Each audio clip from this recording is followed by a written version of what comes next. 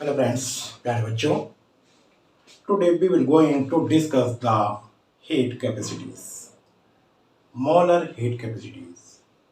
What is molar heat capacities? हम लोग enthalpy पहले ही डिस्कस कर चुके हैं।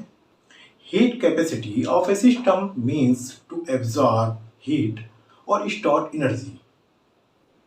जब कोई सिस्टम एनर्जी एब्जॉर्ब करता है, हीट एब्जॉर्ब करता है, तो वो उसके एटम और मॉलिक्यूल्स काइनेटिक मोशन में आ जाते हैं, उनकी काइनेटिक मूवमेंट शुरू हो जाती है। और मॉलिक्यूल्स की जब काइनेटिक एनर्जी इंक्रीज होती है, तो काइनेटिक एनर्जी इंक्रीज होने के साथ साथ उसका सिस्टम का टेम्परेचर भी इंक्रीज होने लगता है। तो हमारा यहीं पर ये रिलेशन कि हमने जो हीट सप्लाई की और जो टेम्परेचर चेंज हो रहा है, सिस्टम को एनर्जी गेप देने के बाद, अर्थात हीट देने के बाद, हीट एब्जॉर्ब करने के बाद जो उसका टेम्परेचर इंक्रीज हो रहा है, that is represented by the heat capacity. If Q calorie is the heat absorbed by mass m and the temperature rises from T1 to T2, अगर हमारा टेम्परेचर उस मास का T1 था और वो टेम्परेचर T2 हो जाता है, तो the heat capacity is given by the expression if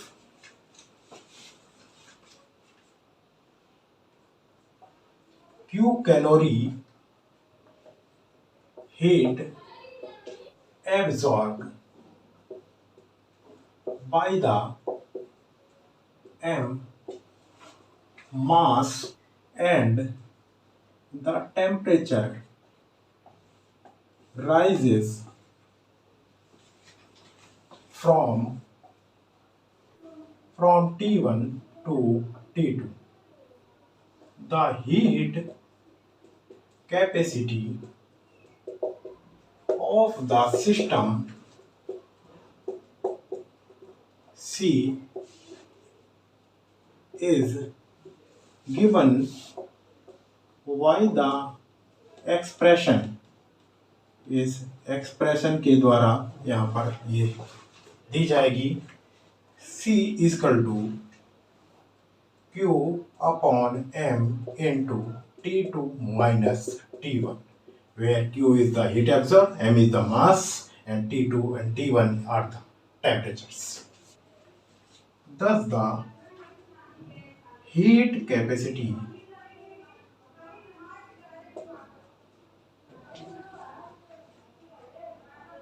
of the system is the heat absorbed by unit mass in raising the temperature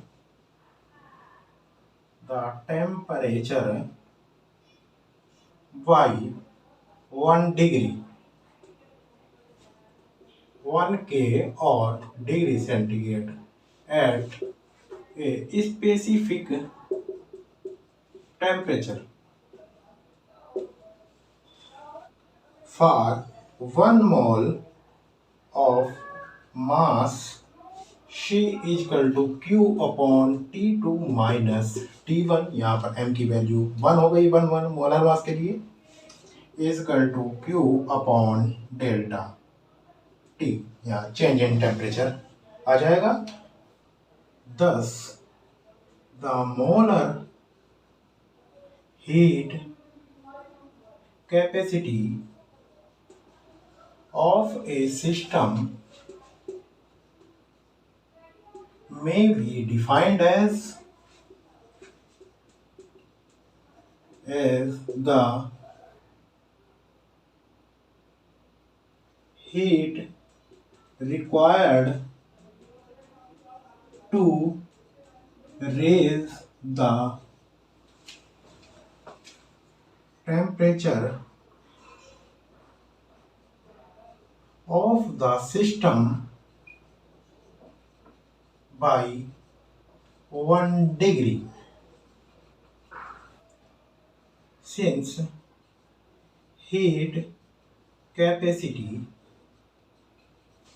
varies with temperature, So the true value is given by C is equal to dq upon dt। ये हमारी यहाँ पर value हो जाएगी। जैसे कि आप देख सकते हैं, जब हमारी मोलर हीट कैपेसिटी हम मेजर करते हैं तो 1 मोल के लिए यहाँ पर m की वैल्यू 1 हो जाती है, तो C is equal to Q upon T2 minus T1। और सिंस द हीट कैपेसिटी जो है टेम्परेचर के साथ वेरी करती है, सो इट्स ट्रू वैल्यू जो होगी वो C is equal to DQ upon D2 के बराबर हो जाती है। And the molar heat capacity may be defined as the amount of heat required to raise the temperature of 1 mole of the substance by 1 degree. Now, here dq is the small quantity of heat absorbed by the system। ये small quantity होगी जो heat absorb की गई है, producing A small change in temperature dt। जो dt temperature के बराबर increase करने के लिए यहाँ पर dq हीट एब्जॉर्ब सिस्टम के द्वारा की गई है। Unit of molar heat capacity, the molar heat capacities are represented by the unit calorie per degree per mole. और यहाँ पर इसको अगर जूल के टर्म में लिखें तो joule per kelvin per mole. The units of molar heat capacities is calorie per degree पर मोल, जिसको हम यहाँ पर कैलोरी पर डिग्री पर मोल या हम यहाँ पर जूल कैलोरी पर मोल इनवर्स से भी रिप्रेजेंट करते हैं। Since heat is not a state function, so heat capacities is also not a state function. क्योंकि हीट हमारा स्टेट फंक्शन नहीं होता, इसलिए हीट कैपेसिटी भी स्टेट फंक्शन नहीं होता। अब यहाँ पर अगर हम बात करें मोलर हीट कैपेसिटी को eight constant pressure and at constant volume, दो तरीके से हम इसको डिफाइन करते हैं, एक molar heat capacity at constant volume and the molar heat capacity as the constant pressure. तो सबसे पहले बात करें molar heat capacity at constant volume. Molar heat capacity at constant volume. अगर कांस्टेंट वॉल्यूम पर मोलर हीट कैपेसिटी की बात करें तो हमारे पास according to first law of thermodynamics, according to first law of thermodynamics हमारे पास होता है D E equal to D Q minus D W, यहाँ पर हमारे पास होता है, और यहाँ पर डी डब्ल्यू होता है हमारे पास work done. D equal to D Q minus V से रिप्रेजेंट करते हैं, और इसको हम इस प्रकार से लिख सकते हैं, डी क्यू की हमको वैल्यू चाहिए तो D E plus P D V के बराबर ये यहाँ पर ये हो जाता है। This is the number 1। ये हमारा now dividing this equation by dt in both sides, हम यहाँ पर बोथ साइड में dt से जब डिवाइड करते हैं तो dq upon dt is equal to यहाँ पर हो जाएगा D E upon D T plus P D V upon D है. This is equation number 2 and at constant volume पर डी वी इजकल टू 0 हो जाएगा. तो D Q upon D T at constant volume equal to D V की value 0 हो जाएगी. तो यहाँ पर केवल ये बचेगा D upon D T at constant volume, दोनों के बराबर यहाँ हो जाएंगे. thus the heat capacity at constant volume may be defined as the change in internal energy with temperature.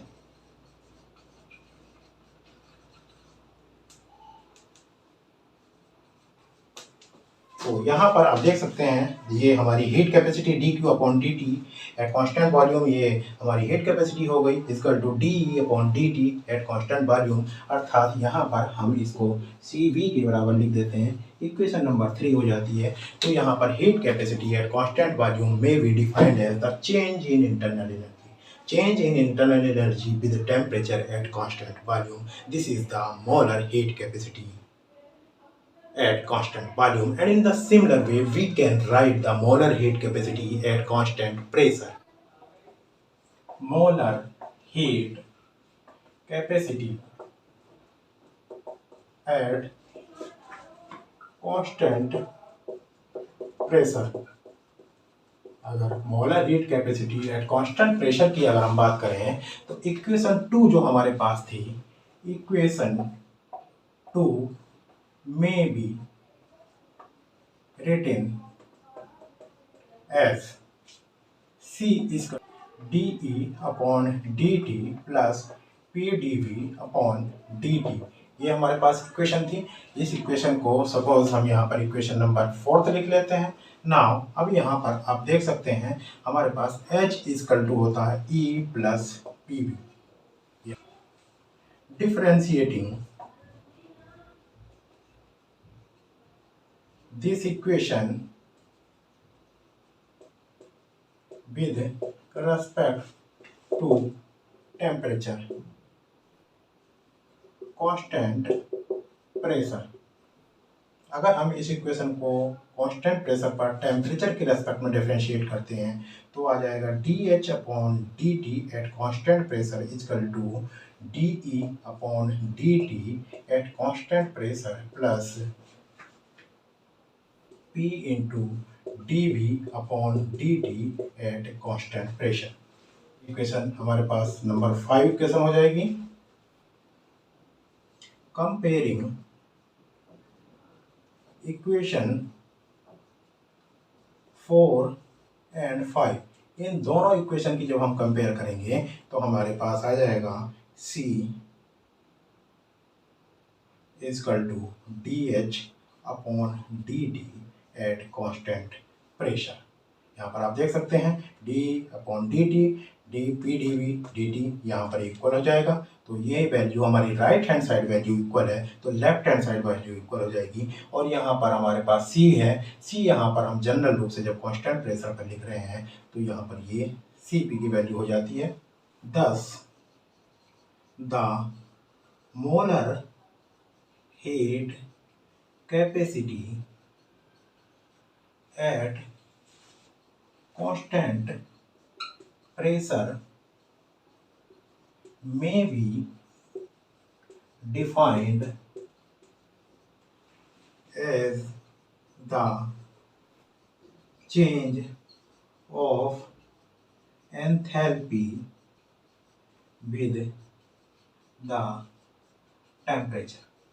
यहाँ पर आप इक्वेशन से देख सकते हैं, ये हमारी मोलर हीट कैपेसिटी है। Molar heat capacity may be defined as the change in enthalpy, D यहाँ पर चेंज हो रहा है और डी के रेस्पेक्ट में, टेम्परेचर के रेस्पेक्ट में हो रहा है। Change in enthalpy with the temperature at constant pressure and this equation में बी रिटन एज 6।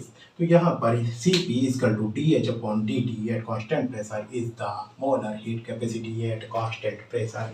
एंड पहले हम यहाँ पर कैलकुलेट कर चुके हैं molar heat capacity at constant volume. और अगर यहाँ पर हम दोनों के बीच relation between Cp and Cv in eight constant pressure, thus Cp is greater than Cv. Now we will discuss the relation between Cp and Cv. That is the relation between molar heat capacities at constant pressure and at constant volume, जिसमें कि हम यहाँ देखते हैं constant pressure पर जो part of heat absorb होता है सिस्टम के द्वारा, वो उस सिस्टम की इंटरनल एनर्जी इंक्रीज करने के काम आ जाता है, और जो उसका कुछ रेस्ट पार्ट होता है वो उस सिस्टम के द्वारा वर्क करने में यूज हो जाता है। तो इस तरीके से जब इंटरनल एनर्जी उसकी इंक्रीज होती है और कुछ हीट उसका वर्क डन सिस्टम द्वारा किया जा रहा है उसमें वो एक्सपेंस खर्च हो जाता है, तो यहाँ पर जो सिस्टम का टेम्परेचर है वो उतना इंक्रीज नहीं होता। वाइल एट कांस्टेंट वॉल्यूम की जब हम बात करते हैं तो कांस्टेंट वॉल्यूम पर हमारा वर्क डन जीरो हो जाता है। जब वर्क डन जीरो हो जाएगा तो जितनी भी हीट एब्जॉर्ब हो जाएगी, whole of the heat absorb is utilized in increasing the temperature of system. सारी की सारी हीट एब्जॉर्ब वो सिस्टम का टेम्परेचर इंक्रीज करने के काम आएगी, और इस तरह से टेम्परेचर का सिस्टम यहाँ पर ज़्यादा इंक्रीज होगा। अर्थात यहाँ पर कांस्टेंट प्रेशर पर टेम्परेचर कम इंक्रीज होगा in comparison to at constant volume. Thus यहाँ पर हमारे पास जो वैल्यू हो जाएगी Cp की, वो Cp की वैल्यू हमेशा ग्रेटर देन होगी Cv के। और हम जानते हैं we know that Cp is equal to dH upon dt at constant pressure and Cv is equal to dH dE upon dt at constant volume. ये हमारे पास वैल्यू होती है Cp की और Cv की, जो अभी हमने कैलकुलेट भी की है। For 1 mole of ideal gas के लिए यदि हम लिखते हैं for 1 mole of ideal gas, 1 mole of ideal gas के लिए H is equal to E plus PV हम देखे हैं, और PV इजकल टू, यहाँ पर PV इजकल टू 1 मोल के लिए RT होता है, तो H is equal to E plus RT हम यहाँ पर कैलकुलेट कर सकते हैं। नाउ आप देख सकते हैं यहाँ पर अगर हम इस इक्वेशन को डिफरेंशिएट करते हैं with respect to temperature, differentiating this equation with respect to temperature we get, हम इस इक्वेशन को जब टेम्परेचर के रेस्पेक्ट में डिफरेंशिएट करेंगे तो हमारे पास वैल्यू आएगी DH upon DT is equal to DE upon DT plus R, जो कि टेम्परेचर यहाँ पर T का डिफरेंशिएट करेंगे तो 1 वैल्यू हो जाएगी, और यहाँ पर DH अपॉन DT की वैल्यू होती है Cp।